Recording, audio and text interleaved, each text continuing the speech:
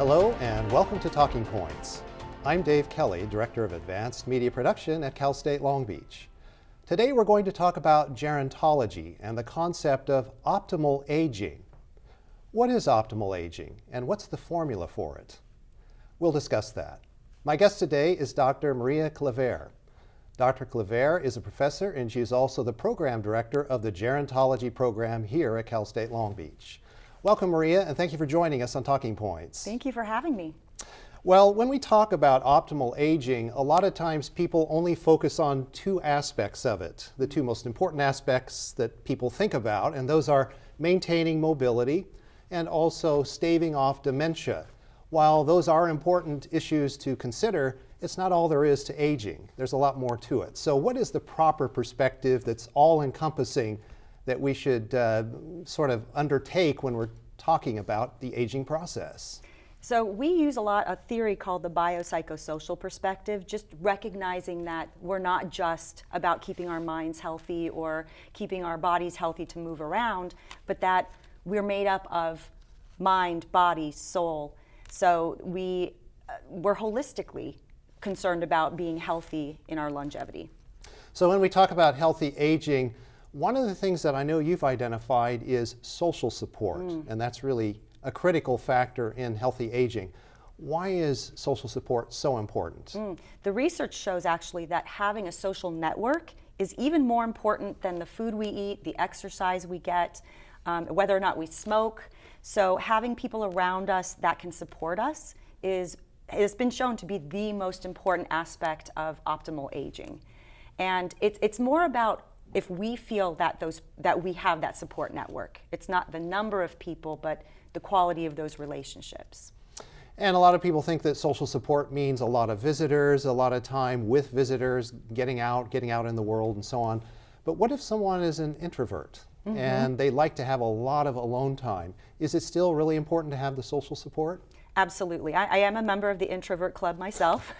So again, it's that subjective perspective on your social support. So I've met some older adults where they don't feel supported unless they have a lot of people around them, and so that's great for them. But then I've met others who never had a huge group of friends, but they have that one or two people that they can depend on. You kind of one of those, if it's 2 a.m. and you have an emergency, do you know that you have someone that you can call, that someone will support you and help you work through whatever issues you have? So again, it's not so much about the number of people, it's that the person feels that they have what they need. Well, you know, there was a study done not too long ago by the National Institute of Aging and the Social Security Administration. They combined forces to do this study. It was an 8-year-long study, and they were looking at what enables people to have a sense of purpose. And if they have a sense of purpose, they can actually increase their longevity. In fact, they reduced mortality by 15.2% in this study. So sense of purpose can be anything from maintaining a career to being a community volunteer to just taking care of family members. And so if people had that, they were much better off in terms of their daily activities and in terms of, again, the longer life. So sense of purpose, in your studies, what have you found to be the case with sense of purpose and how it affects people? You know, this makes me think of a more general philosophy that aging, although there are things that we all go through in the aging process, it's still a very unique journey. And so I think, just like we talked about the social support piece, the purpose in life is a very individualized, unique thing. Each of us gets to define that however we want. The research shows that having a reason to get up in the morning, in Spanish it's called the plan de vida, in Japanese they call it the ikigai, which is one of my favorite words now. In the blue zones where they've studied different pockets of the world where people age successfully into very old ages, having this purpose in life is key. It's key. So I think that each of us is challenged to find out what is our purpose in life, and that may change over time. So it should be a constant reflection. Well, interestingly enough, there's a book called Being Mortal, written by Atul Gawande, who talked about, in the book, he talked about the fact that people in nursing homes, if they had just a green plant to take care of, it actually extended their lifespan. So that does show that just having a plant, that's a sense of purpose. I want to take care of that plant. So is there any other type of indicator other than that that we would look at? What are some of the other indicators that people have that show that they're experiencing longevity because of a sense of purpose? I think one of the key factors is flexibility in thought. So we might have a purpose of raising a family, having a career, making money, and that may change as we go through the life process of retirement. A lot of folks don't realize, they think they're prepared for retirement because they've saved enough money, but they haven't thought through the emotional changes. So how will I identify myself when I'm not a college professor or when I'm not in my workplace? And so I think that is plays a big role in aging successfully, let's say, is that we're able to be flexible in our thoughts. So if the time comes that we are more limited in our functioning and maybe we end up in a nursing home, which, by the way, only 5% of the population in this country lives in a nursing home. So that's a big stereotype. Everybody thinks you get older, you go to a nursing home. Not the case. But even if you find yourself in that position, having one thing to take care of can increase your sense of purpose, even if you're not able to do much else. And we also know that attitude about aging also plays a big role in longevity. There was a study done at Yale and also Miami University. I believe you knew some of the folks involved Yes. in doing that study. And it was done, it was a 23-year-long study about a city in Ohio called Oxford, Ohio, which had about 15,000 residents. And 660 residents of the 15,000 were involved in this study. And they answered a series of questions over a period of years, and they found that a positive attitude about aging and being able to perceive their aging process in a positive way actually yielded 7.5 years of additional life, which is astounding, actually. Yeah. And they also found that 75% of aging is not the medical issues, and it's not the genetic issues, it's about attitude and behavior and lifestyle. Pretty amazing, isn't it? It is. It gives a lot of people hope, but it also puts a lot of responsibility in our laps that we can't, if things aren't going well for you as you're aging, you can't completely blame it on your genetics. Don't blame your grandparents. That you have to take the responsibility to learn about how to thrive in your older ages. And this study was so amazing as well. I mean, it quantified the fact that a positive attitude could actually add years to your life. So this isn't just about let's be happy, it's a good way to be. This is about actual how long you can live. And they also controlled for other things in that study like gender and socioeconomic status and those kinds of things. So they really could drill down that this increased longevity was due to a positive attitude. And they did another study in Canada with people above the age of 60, and they identified a number of traits that people had that allowed them to live longer. And of course, these were optimal traits that people could have. Most of them had higher incomes. Most of them were married. Most of them never smoked. Most of them were not obese. Most of them exercised regularly, strenuously, or moderately at least. And so those are optimal factors. We don't all have those factors in our favor, but I'm sure that because they start from a good place, if you can add in the mental and spiritual component, it's going to help a lot. So if we take a look at the mental and spiritual, how much of that is important even if someone isn't in optimal health? Well, if we look back at that model that I mentioned at the beginning of our chat about the biopsychosocial, each part of that, each component of our wellness interacts and influences the others. So we can't just separate out our positive emotional or mental state and say, oh, if it's only that, because each of those affects the other parts of who we are. So we're more likely to fight off illnesses and not obtain chronic illness if we are more positive mentally and emotionally. And we can't ignore the fact that access to health care, having the resources to get whatever you need to help you through, if you do develop a chronic illness, those things are important as well, of course. But I think that it's a big eye-opener for a lot of people that so much of how we age is under our control. Well, since we're talking about the mental process, we're talking about using the brain, and we did talk about dementia and trying to keep dementia at bay. A lot of research has also gone into how do we keep our minds healthy? How do we keep our minds as young as possible? And what we're finding out is that learning new skills, learning new tasks, learning new complicated tasks, learning information that is new to us is really helpful. So like taking college courses well into your 60s and 70s is helpful.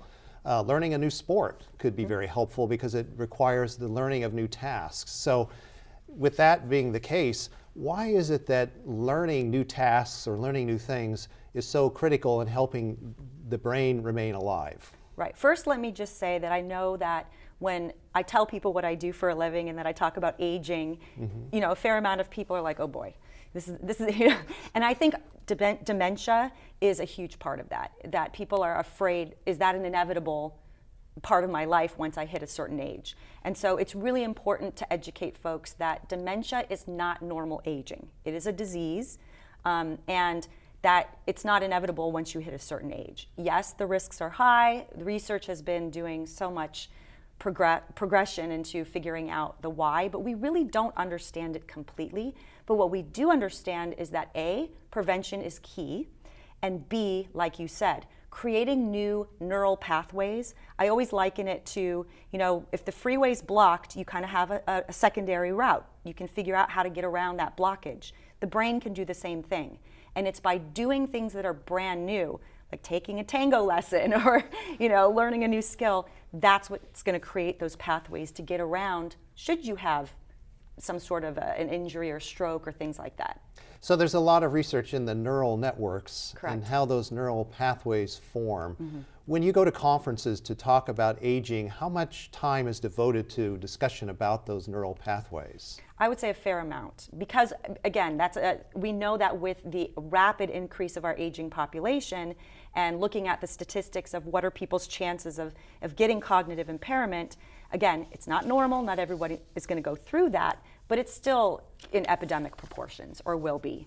So it's a fair amount of discussion, and we're trying to look at all different ways to, again, prevent, to mitigate if someone is diagnosed. So some of that's the medical medication piece, but a lot of it is these brain games, and it's, you know, doing those kinds of activities that you mentioned. And as we talk about staying healthy as we age, it is about lifestyle as well, and diet and so forth. And we only have about a minute before the break. So what would be the formula for a healthy lifestyle in terms of diet, exercise, social engagement, and learning new skills? What would you say would be a good way to balance all of that? I would say to learn about yourself. I think that's a great first step, to know what it is you need to feel healthy, to motivate you to eat well. You know, there's a lot of talk about anti-inflammatory diets, but find a trusted source. Don't go with the fads. Exercise, just get out and move. Just get out and move. We know that all of us need about 30 minutes of exercise per day. It doesn't actually have to all be in that one 30-minute period. We can do 10 minutes here, 10 minutes there.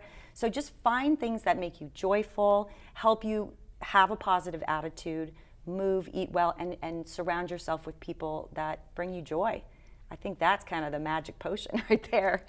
All right, and on that note, we do have to go to the break.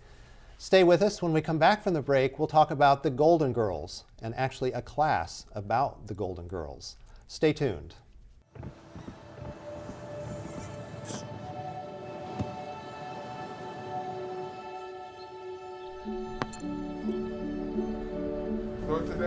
I don't remember how it started.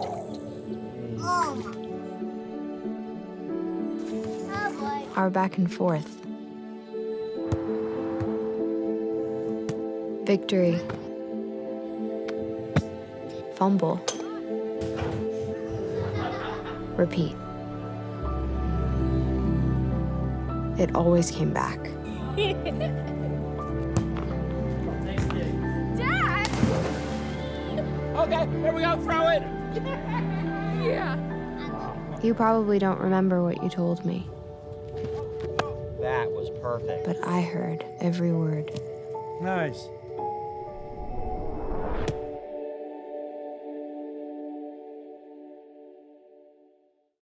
Welcome back to Talking Points. I'm Dave Kelly, and my guest today is Dr. Maria Claver. We're talking about aging, gerontology, and optimal aging. So Maria, in the first half, we talked a lot about studies that have been done about the aging process, and particularly about the emphasis on the mental health part of aging, which is very important. Physically, obviously, we need to have the medical care and all of those things to keep us healthy, along with the exercise.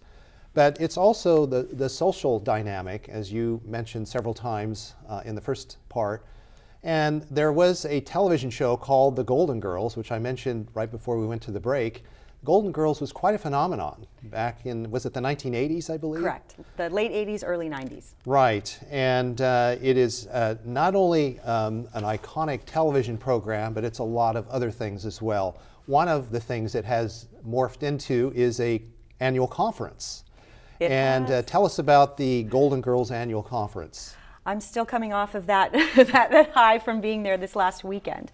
It was in Chicago, and it was developed by a group of super fans that decided to bring together fans of the show, and it was just 3 days of gathering with people that get it, gathering with the folks that understand that the show was so forward-thinking for its time. It allowed the audience to explore topics that may have been taboo.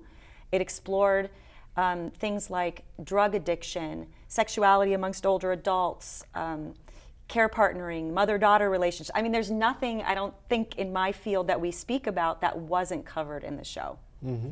And what was your role in the conference? So I presented in a few different panels. I thought that they wouldn't be interested in a more academic view of the show, but folks, after presenting about, this is why the show is so important to getting issues of aging out there into the general population, they've come up to me and just so appreciated the opportunity to think about these issues and to talk about them.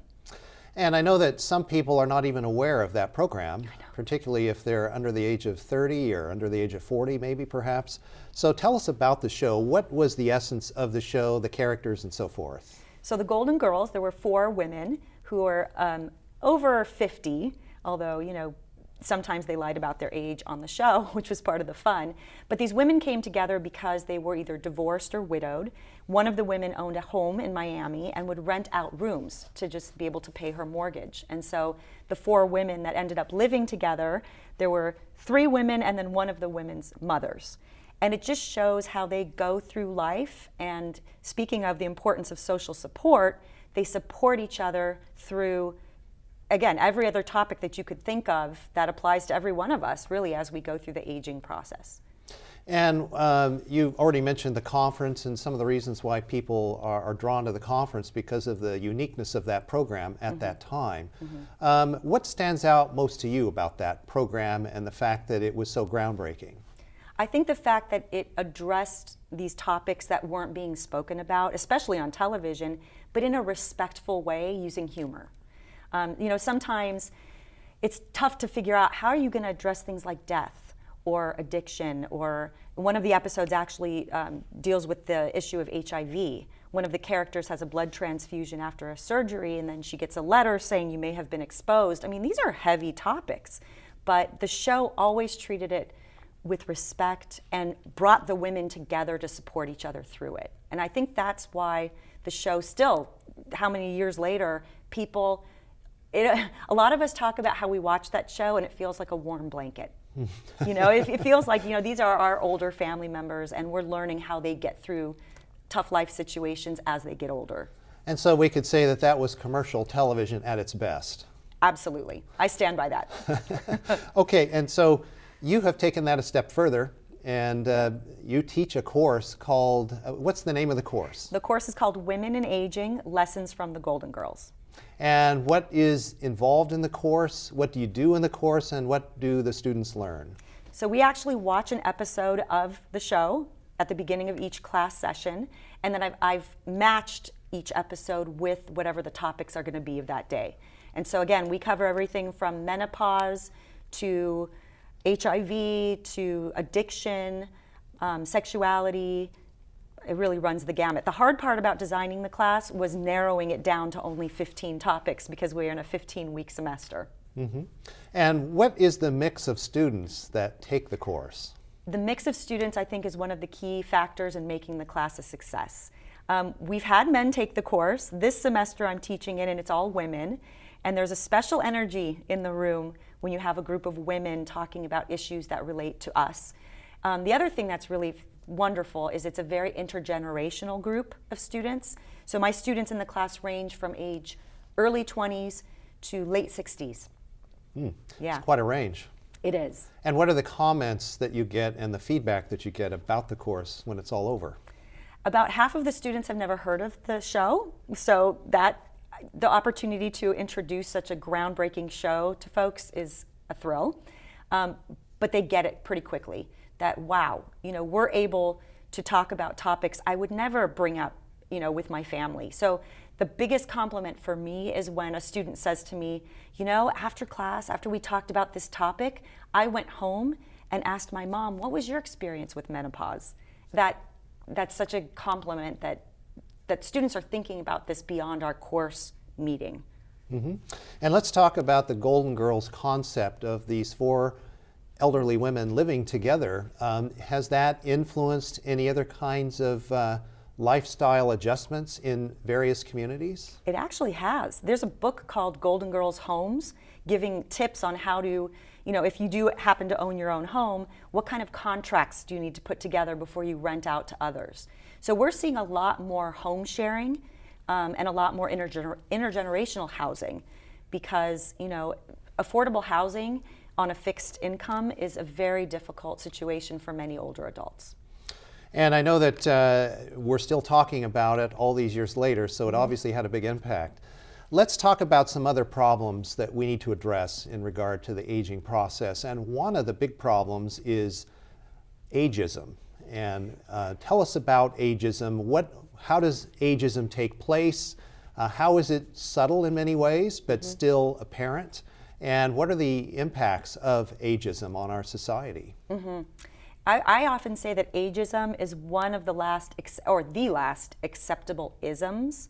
We don't often, the hairs on the back of our neck doesn't really go up when people are saying ageist jokes, making fun of, oh, you're over the hill. We don't call people out for that like we would if someone were saying something sexist or racist. So it's still, like you said, it's very under the radar in a lot of cases. And aside from just not being nice to older adults, the real problem is that we internalize. So if we're constantly surrounded by images of aging as being frailty and sickness and disability and all of that, then we often think, well, that's what my aging process is going to be like.